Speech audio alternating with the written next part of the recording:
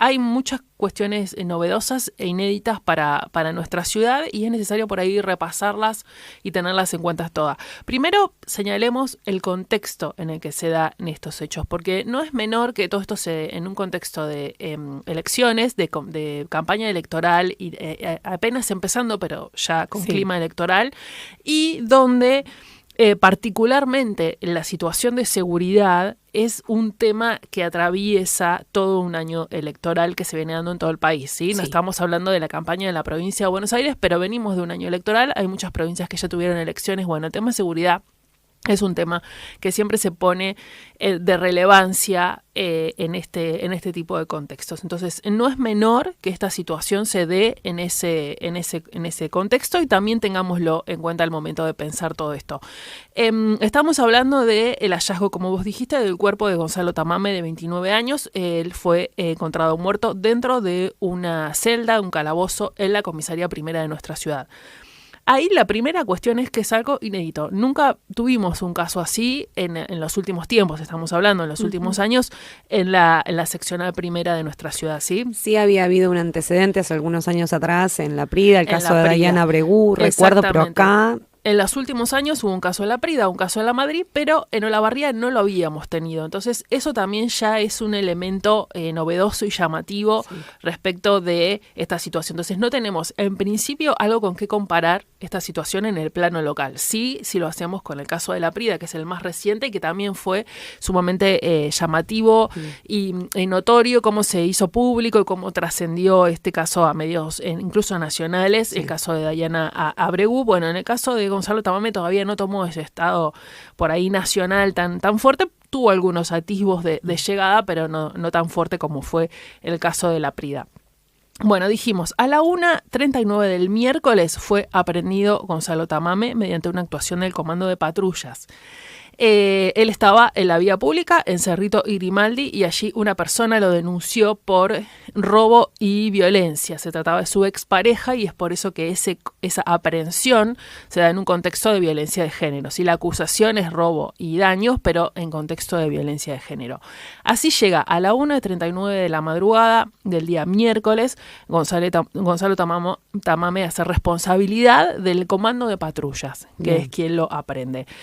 Cuando una persona es aprendida, después de eso se hace lo que se llama el precario médico, que es una revisación de salud, y luego se disponen medidas, ¿sí? Como esto es desde madrugada, se dispone su aprehensión y su traslado a la comisaría primera de nuestra ciudad, que es la que corresponde por jurisdicción por haber sido aprehendido en Cerrito y Grimaldi. Bien, en un caso normal, se espera, en un caso habitual, se espera la llegada de la mañana para que la fiscalía que toma intervención en el caso lo cite a declarar o no y tome las directivas de qué pasa con esa persona luego de que es aprendida, ¿no? Eso en un caso habitual. En el resto de los casos sucede de esa manera exactamente.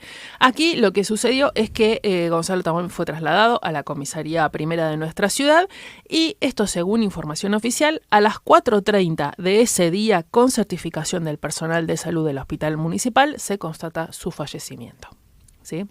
Esto es información oficial brindada por la Fiscalía de nuestra ciudad. ¿Qué pasó en el medio? Bueno, lo que se nos informó es que estuvo aprendido en la sede del Comando de Patrullas mientras se realizaban las actuaciones y después fue trasladado. ¿El precario se hizo ahí? No, el precario se hizo en el hospital municipal, se realiza siempre en un centro de salud. En este caso se hizo en el hospital municipal, se hizo el precario médico. A partir de allí fue derivado al Comando de Patrullas, donde estuvo unos minutos y después es trasladado a la comisaría primera. Las actuaciones siempre las realiza el personal que aprende, ¿sí? Y esas actuaciones, que es donde se explica por qué fue aprendido, cuáles eran las circunstancias, cómo llega la policía a informarse de esa situación. Siempre eso es un parte policial donde constan todos esos datos y es la persona aprendida con las actuaciones. Y si hubiera elementos secuestrados, en este caso era el teléfono de la víctima, bueno, este tipo de elementos se trasladan a la comisaría interviniente. Bien, en este caso la primera. La comisaría primera. Bueno, Entonces, a las 4:45 de la mañana, el titular de la comisaría primera comunicó telefónicamente el suceso a la guardia de la UFI número 4, que es la fiscalía que intervino inmediatamente en el caso. Y allí ya se dispuso la preservación del lugar y se convocó a la Policía Federal para que hiciera las actuaciones. ¿Por qué la Policía Federal? Porque siendo esto un caso donde la policía bonaerense iba a estar señalada e investigada, se dispuso que es la Policía Federal la que hiciera las actuaciones. Pasadas las horas se conoció que la carátula es... Pará, déjame preguntarte una cosita. Automáticamente cuando la Policía Federal toma cartas en el asunto, se decide vallar, se decide cerrar los alrededores de la comisaría primera. La cuadra. Se dispuso claro, ¿cómo cerrar es? La cuadra. Porque estaba actuando la policía, sí estaba actuando la policía científica y la policía científica de la Policía Federal y personal de Policía Federal que estaban cerrando el tránsito en esa cuadra. Si ya en la mañana del miércoles 23 de julio no se podía pasar por la cuadra de la comisaría primera. Lo que estaba sucediendo justamente era la toma de pericias. Claro, móviles y policías de la comisaría de la Policía Federal y también de la Policía bonaerense cortando el tránsito por la calle Belgrano para que se hicieran las pericias y lo que correspondiera. Abuso de autoridad, severidades, vejaciones y o apremios ilegales, incumplimiento de los deberes de funcionario público, omisión o retardo de actos de oficio y averiguación de causales de muerte. Esa es la causa. Esa es la carátula con la que se desarrolla la investigación. ¿Ahora sigue siendo la misma? Sigue siendo la misma, exactamente, sigue siendo la misma y lo que se dispuso, y esta es novedad del día de hoy, la Fiscalía número 4, que dijimos que es la que interviene en este hecho, tomó intervención porque era la que estaba de turno, ¿sí? Mientras el día miércoles 23, dispuso el pase de la causa a la Fiscalía especializada en Unidad Fiscal de Investigaciones de Delitos Especiales y Violencia Institucional. Bien. Esta es una fiscalía que tiene sede en Azul, que tiene como fiscal a Ignacio Calonge, y justamente son los casos de violencia institucional, donde las instituciones como la policía, el servicio penitenciario, son los acusados o los investigados en este tipo de hechos. Bien, la causa cambia de fiscalía, pero antes la fiscal María Paula Serrano convoca o solicita o pide que si hay testigos del momento de la aprehensión. Hay muchísimas medidas que tomó la Fiscalía, muchas medidas que tomó la Fiscalía. O sea, los primeros hechos las primeras actuaciones son muchísimas. O sea, ya pasó prácticamente una semana. Sí, pasaron muchos días. El primer elemento que tenemos como más importante es la autopsia. La autopsia del cuerpo de Tamame. Primero la aplicación de este protocolo Minnesota, como se lo ha conocido, que implica también algunas medidas especiales en el recogimiento de pruebas, en cómo se investigan las cosas, ¿no? Exactamente. Es un protocolo que se aplica justamente para este tipo de casos de lo que se llama violencia institucional, que es cuando los efectivos policiales o de seguridad están implicados de alguna manera en la muerte de una persona. Eso se llama protocolo Minnesota y se aplicó en la autopsia. Eso implica que la autopsia se realizan muchos más estudios y pericias, investigaciones. Más exhaustiva. Exactamente, es más exhaustiva que una autopsia habitual. Okay. Consultados todas las partes, estuvimos hablando de tanto por supuesto de la Fiscalía, que es la que lo ha solicitado, pero también las defensas están de acuerdo con la aplicación de este protocolo y lo consideran como muy apropiado para avanzar con el hecho. ¿Qué dijo la autopsia? Se evidencian múltiples lesiones, las cuales no tienen por sí mismas la jerarquía necesaria y suficiente para ocasionar el óbito. La muerte se dio por resultado de la compresión cervical externa con un elemento a modo de lazo. Bueno, y se explica cuál es el movimiento mecánico que produjo la muerte. ¿Qué es lo que está diciendo? Son dos datos importantes que surgen de aquí. Uno, que el cuerpo efectivamente presentaba lesiones, pero que esas lesiones no ocasionaron la muerte y que la muerte estuvo debida a una lesión cervical. ¿Sí? Entonces se confirma la muerte, como primero se informó que tenía que ver con una persona que se ahorca, ¿sí? Que se asfixia, pero al mismo tiempo se deja constancia de las lesiones. Sí, te quiero consultar una cosa. También es algo propio de la aplicación del protocolo de Minnesota el revelar lesiones previas Exactamente. porque, por ejemplo, en el informe de la autopsia también se dejó constancia que Gonzalo Tamame había ya sufrido un episodio de estas características cuando había sido prendido en Azul, creo que en enero de este año. Exacto. No, eso no es parte del protocolo Minnesota, eso es parte de la investigación genérica. Eso es parte de otro de los elementos que se analizan al momento de... Pensé que por ahí, como era más exhaustivo, por eso tenían en cuenta... No, la exhaustividad de la autopsia tiene que ver con la exhaustividad de las pericias, análisis que se realizan sobre el cuerpo. Sí, a ver, hay muchísimo interés sobre todos los análisis que van a determinar las condiciones de los hematomas, las diferentes lesiones que presentaba el cuerpo, si Gonzalo había consumido algún tipo de sustancias previamente o no, qué tipo de sustancia. Bueno, todo ese tipo de cuestiones son las que se esperan conocer a través de este tipo de pericias. Claro, porque aún de lo único que contamos es de un informe preliminar. Exactamente. Las primeras. Exacto. Y justamente lo que nos explicaban es que como es tan exhaustivo, lleva bastante tiempo su realización. Por eso lo que se conoce es un informe preliminar, que son los primeros datos que arrojan elementos tipo esto. Cómo se produjo la muerte, cuál es la mecánica y cuáles son los primeros elementos que se observan. Después hay análisis que llevan algunos días de realización, más allá de las cuestiones administrativas y las demoras propias de este tipo de trabajos.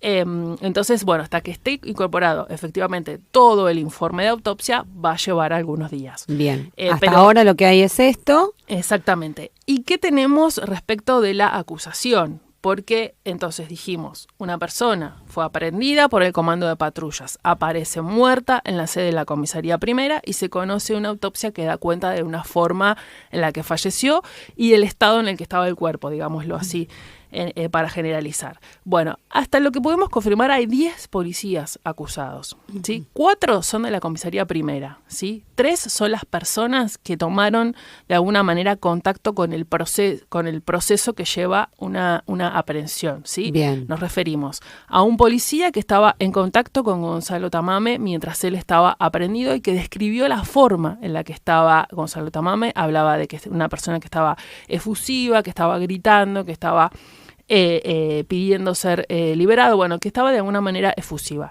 Otra persona que tenía la llave del calabozo, ¿sí? Una autoridad dentro de la comisaría primera que tenía la llave de todos los calabozos, incluyendo la que estaba Gonzalo Tamame. Y otra persona que lleva el libro de guardia. ¿Qué es el libro de guardia? Un libro donde se asientan todas las actuaciones que se llevan adelante en una dependencia policial. En este caso, lo que nos interesa para este caso, a qué hora ingresó Gonzalo Tamame, a qué hora se constató su fallecimiento y cuáles fueron las causas por las cuales ingresó. Claro. Esas 3 personas son parte de los acusados y a su vez el jefe de la comisaría, que es el comisario Juan García. Bien. Esos 4 efectivos de la comisaría primera. Pero a su vez hay otros 6 efectivos del comando de patrullas, que es el comando que intervino previamente. Y ahí es donde toma importancia la carátula de la causa, que también investiga no solo las averiguaciones de causales de muerte, sino las vejaciones, los apremios ilegales y las severidades. Claro, previas. Porque también en medio de todo esto, y fue un poco lo que determinó la marcha, que bueno, terminó como ya sabemos todos, el día jueves, los videos que aparecieron, que circularon por redes sociales, que determinaron también un poco el reclamo de la familia, entendiendo que no había sido un suicidio el hecho, sino bueno, que se había que otras cosas habían pasado, ¿no? Y por eso es fundamental, entiendo, que se determine qué pasó en el momento en el que fue aprehendido hasta que va al hospital, al comando de patrullas y después a la primera. Ahí ese tiempo es lo que hay que dilucidar en la línea, ¿no? Exactamente, esa es la forma que hay que dilucidar y lo que pasó dentro del calabozo. Claro, ¿sí? fundamentalmente. Que es el hecho fundamental porque es allí donde aparece su cuerpo fallecido. Como dijimos, estos 4 efectivos de la comisaría primera, 3 de ellos tienen un mismo defensor, que es el abogado César García, a quien ya conocimos porque también actuó como defensor de policías en los casos de Diana Bregú que mencionamos inicialmente.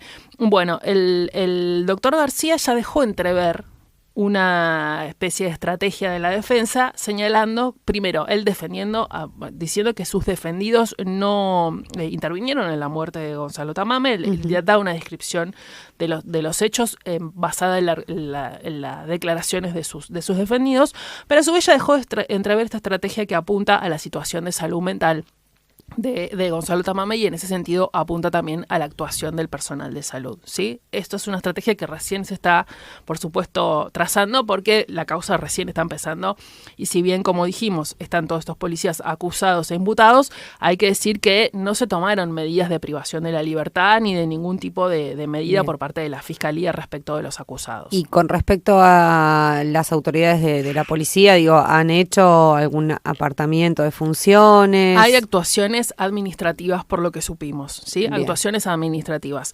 No hubo apartamiento de funciones expresas, pero sí sabemos que, por ejemplo, estos 3 policías acusados pidieron licencias de salud. Claro, ¿sí? Claro. Entonces, no están trabajando. ¿Sí? No se están desempeñando en sus tareas de efectivos policiales, pero no por una disposición ni del Ministerio de Seguridad, Bien. Ni de la Jefatura Departamental Local, ni por eso. Perfecto. Dentro de la causa, dijimos, ya están establecidos los acusados, por supuesto la Fiscalía que va a representar a Gonzalo Tamame, y está también la familia de Gonzalo Tamame presentándose, pero también hay otro actor que se ha presentado en la causa, la Comisión Provincial por la Memoria, ¿sí? Que presentó ser particular damnificado. Un particular damnificado es alguien una institución en general, que se considera damnificada por la situación, no directamente relacionada, pero que quiere ser parte de la causa. Este organismo incluso ya lo hizo también, lo dijimos en el caso de Dayana Abreu, que venimos mencionando para comparar, porque es lo más cercano que tenemos, también se presentó la Comisión Provincial por la Memoria en esa causa. Dio a conocer, la verdad, que un extenso comunicado donde, bueno, justamente cuestiona el accionar policial y revisa algunos aspectos del caso, y entre ellos menciona la Comisión por la Memoria.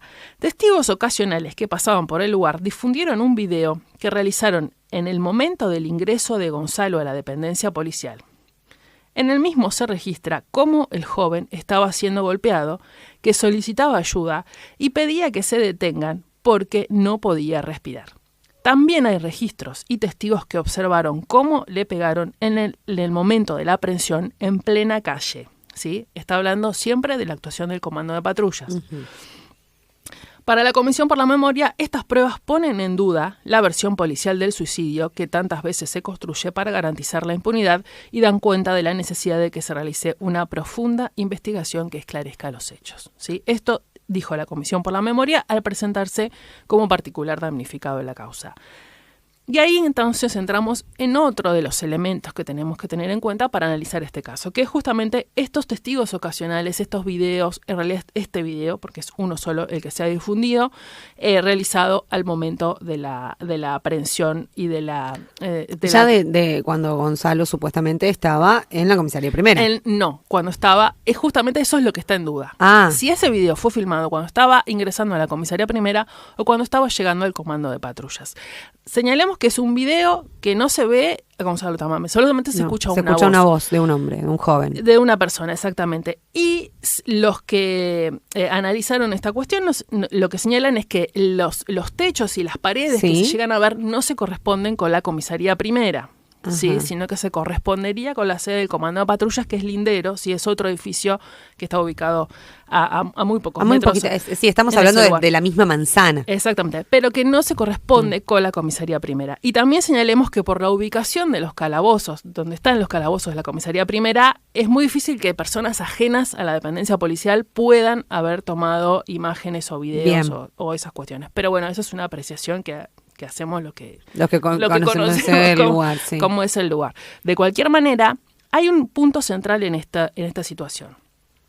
Este video que se menciona por parte de la Comisión por la Memoria está incorporado en la causa, pero tiene un problema principal, que es el video que está incorporado es el que se difundió en los medios y no es el video original, ¿sí? Entonces, la persona que efectivamente filmó esa situación no se presentó y no presentó el video original. Por eso es que están pidiendo desde la Fiscalía que testigos reales de ese momento de la aprehensión se acerquen y presenten el material ni difundido en redes ni reenviado, sino original. Exactamente, lo que se necesitan son los videos originales, porque las pericias que se van a solicitar son cómo fue filmado, en qué condiciones, por quién, y si fueron Claro, y van a mirar el aparato además. Y si fueron intervenidos de alguna manera, ¿sí? Hay muchas maneras de intervenir un video, y en este caso hay que demostrar a su vez que efectivamente se trate de la persona que dicen que se trata, que efectivamente haya sido filmado en el lugar donde dicen que haya sido filmado, sí. Todas esas cosas en una causa judicial hay que demostrarlas, ¿sí?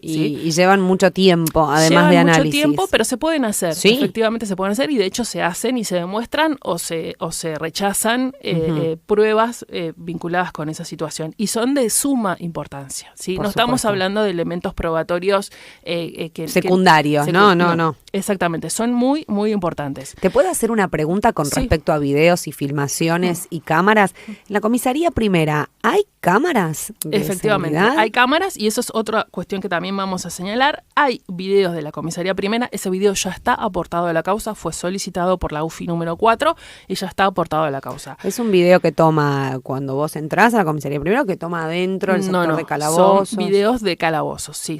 Son videos que es una cámara ubicada en el sector de los calabozos, y es una cámara que reporta al Ministerio de Seguridad directamente, ¿sí? No es una cámara que pertenezca ni a la seccional ni a la municipalidad. No es de circuito cerrado, nada, no, directo. Exactamente. Es una cámara del Ministerio de Seguridad, ya fue aportada a la causa por lo que pudimos saber, y está en proceso de análisis, por supuesto, el material que contenga. También fueron solicitados los videos de las cámaras municipales del centro de monitoreo, justamente para revisar toda la actuación que se hizo en la vía pública, por ejemplo, todo lo que fue la aprehensión, el traslado, la llegada a las dependencias policiales, y a su vez también lo que nos señalaban desde las defensas es que esas cámaras también van a dar cuenta y van a ser muy importantes para la defensa de los policías, porque van a dar cuenta de cuándo fue convocada la ambulancia, cuando llega la ambulancia a la dependencia policial, cuando llega el primero, por supuesto, Tamame, pero también la ambulancia, cuando llega el jefe de la comisaría,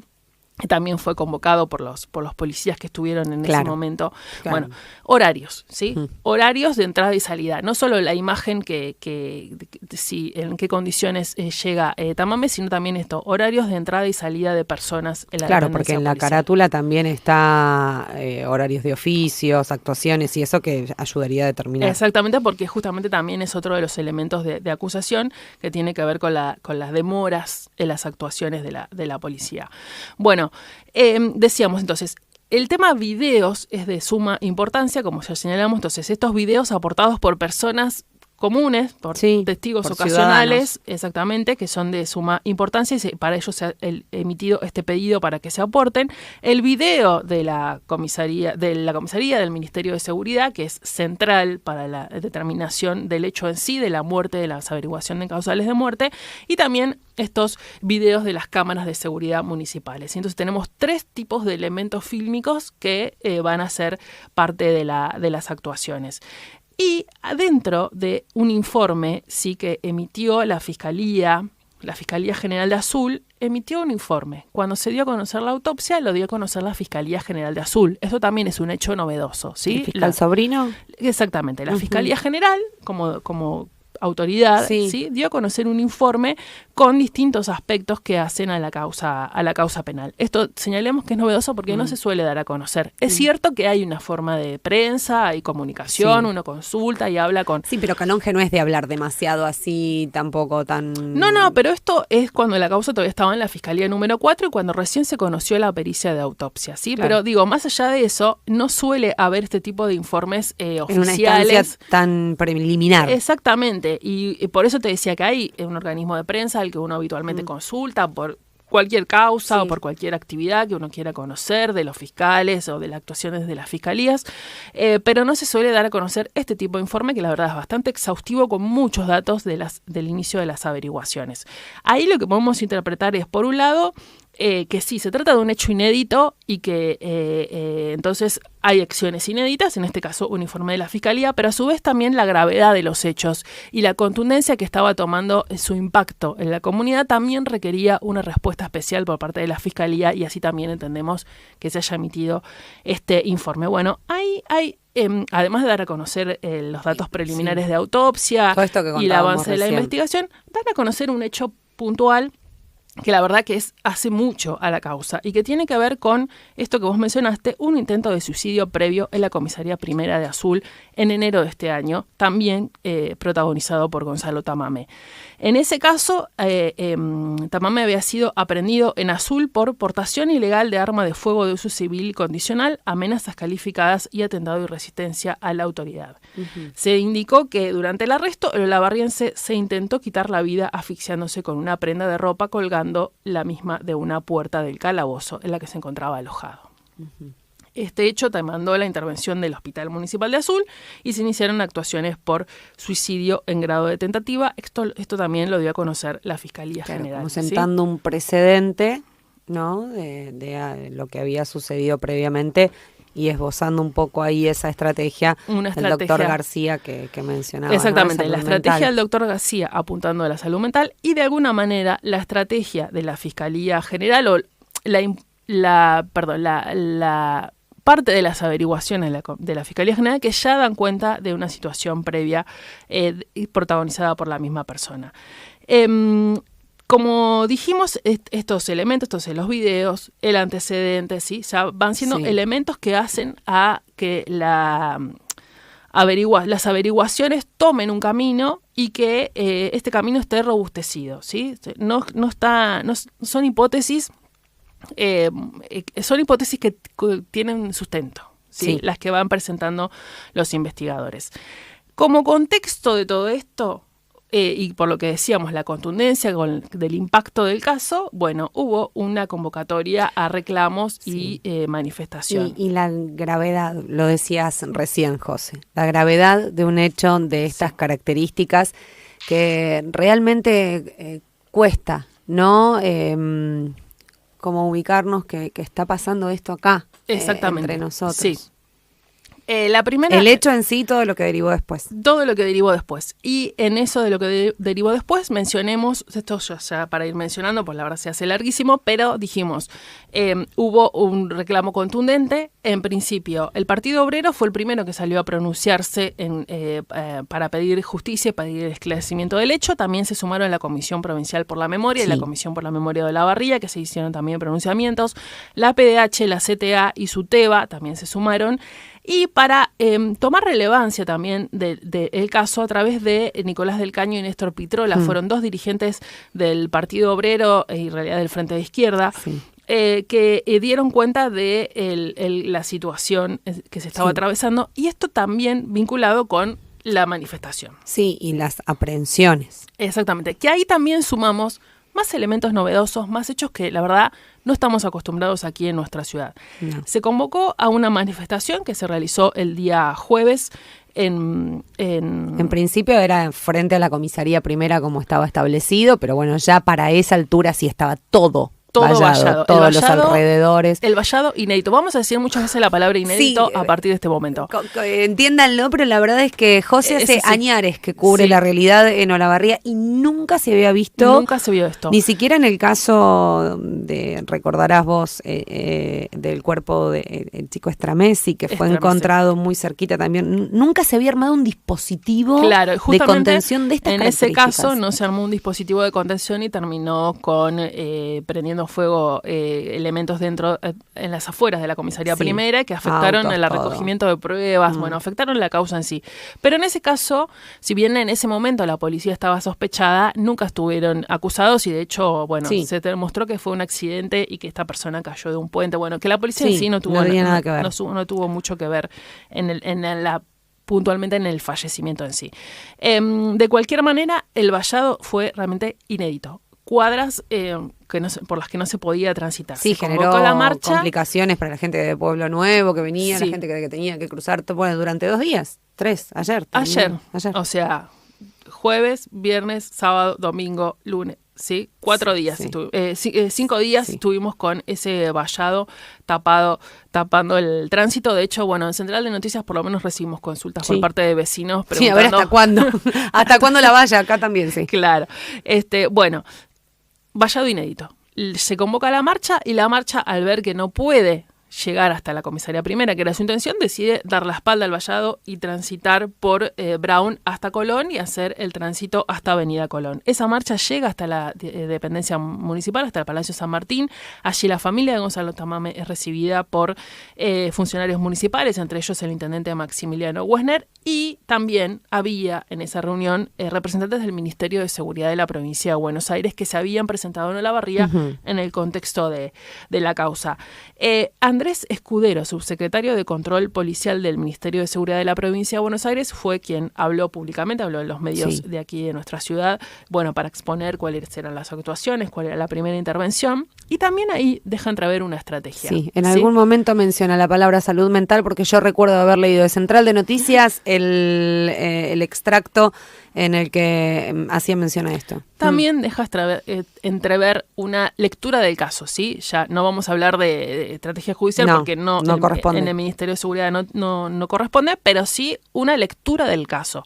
Dice Escudero, estamos trabajando a través del área de participación ciudadana del Ministerio en la asistencia de la familia. Es una familia que presenta aspectos vinculados a una situación de vulnerabilidad y que tiene cuestiones delicadas desde el punto de vista judicial y social. Trabajamos cerca de la familia, particularmente cerca de la mamá. Bueno, esas son distintas frases que fui citando de las entrevistas que dio Andrés Escudero en medios locales. Pero bueno, también hay allí ya una lectura del caso que también apunta a estas cuestiones de salud mental, que también apunta a la defensa de los policías. Bueno, la manifestación, volvemos a la manifestación. La manifestación termina con disparos de balas de goma, ataque de la policía a la movilización. Desde la movilización también arrojan piedras a la comisaría. Hubo dos momentos fuertes, el de Colón y sobre Brown. la avenida Colón, un daño a vehículos. También, ya llegando a la municipalidad, se provocó un incendio dentro de un container. Bueno, todos aspectos inéditos, la verdad que novedosos. Sí. Es una manifestación que, si uno la ve en números, la verdad que no es grande. No.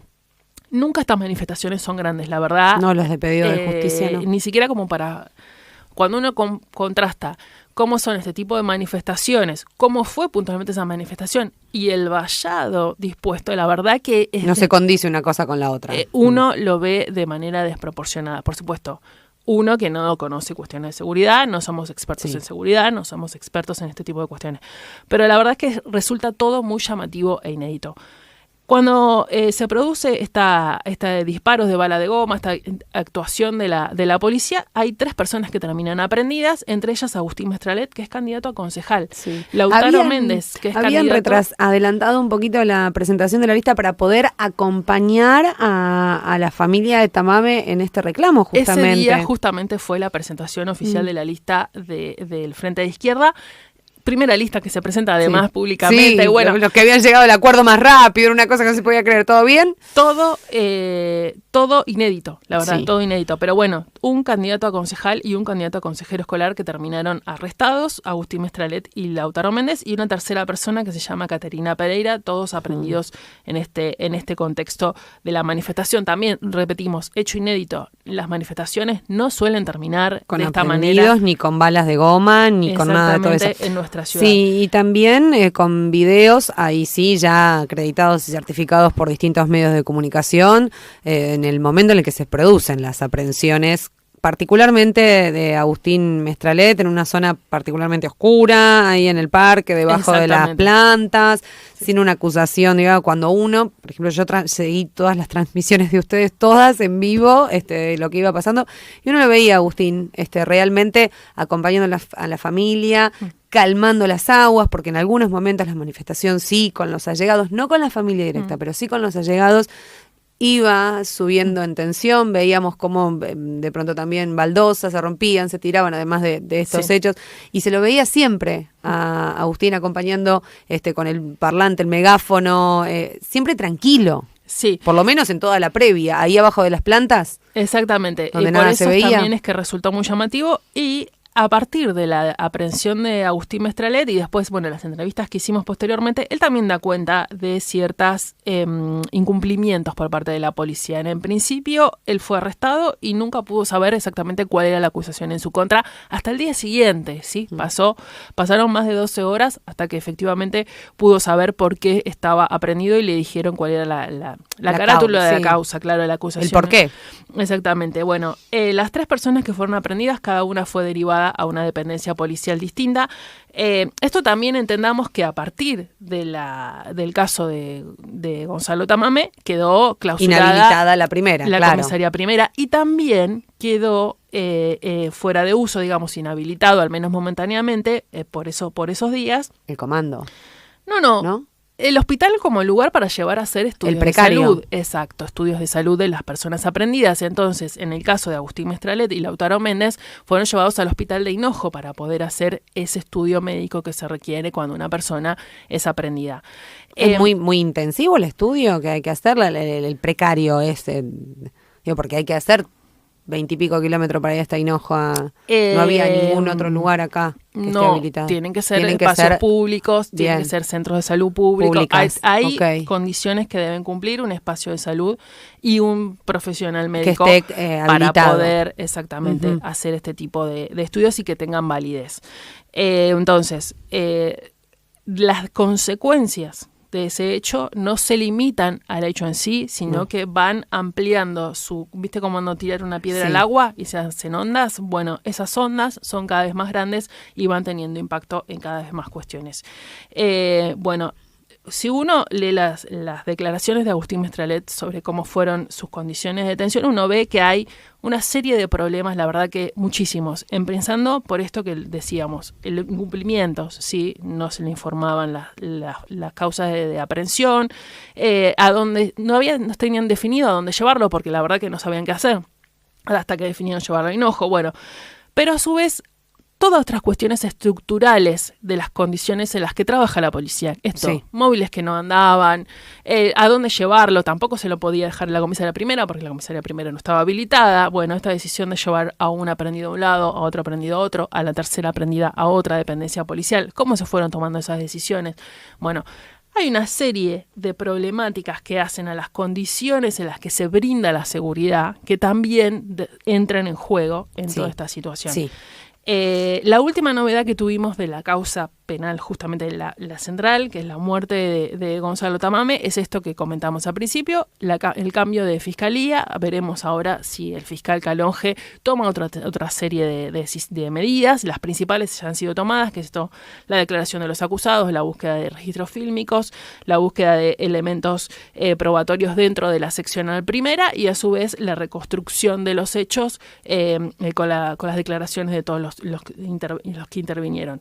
Sabemos que cuando decimos que estaba la Fiscalía 4 a cargo, tenemos que señalar que estamos en feria, entonces hay una fiscal subrogante que es Mariela Viceconte. Sabemos que ayer la fiscal Mariela Viceconte se reunió con los familiares de Gonzalo Tamame y bueno, los puso al tanto de cuáles eran los avances de la causa, pero bueno, hasta ahí, y ahora ya cambió de fiscalía, así que tenemos que ver qué actuaciones va a tomar el nuevo fiscal. Gracias por traernos todas las novedades y sobre todo el desarrollo un poquito para, a partir de todos los lugares desde donde se puede ir mirando este hecho, inédito. Realmente en Olavarría, podamos abrir un poco también nuestro abanico y tener en cuenta todo. José, como siempre, la cobertura completa de este caso, toda la investigación y de todo lo que vaya pasando, ¿no? Alrededor de todo esto. Por supuesto que lo vamos a seguir. Es un caso realmente inédito, importantísimo, y veremos qué se sabe. Sí, por el bien de todos, encontrar un esclarecimiento pronto de las condiciones, ¿no? En las que falleció Gonzalo, fundamentalmente por la familia de Gonzalo, pero también por los policías implicados, al menos estas 10 personas que están mencionadas en la causa, porque también es una situación grave en sí. Así que esperemos que pronto tengamos más luz sobre este hecho. Abrazo, por supuesto, al resto del equipo de Central. Se llevan regalito hoy, ¿eh? Sí, hoy que llegue todo. Alexis, 2 puntos, regalito.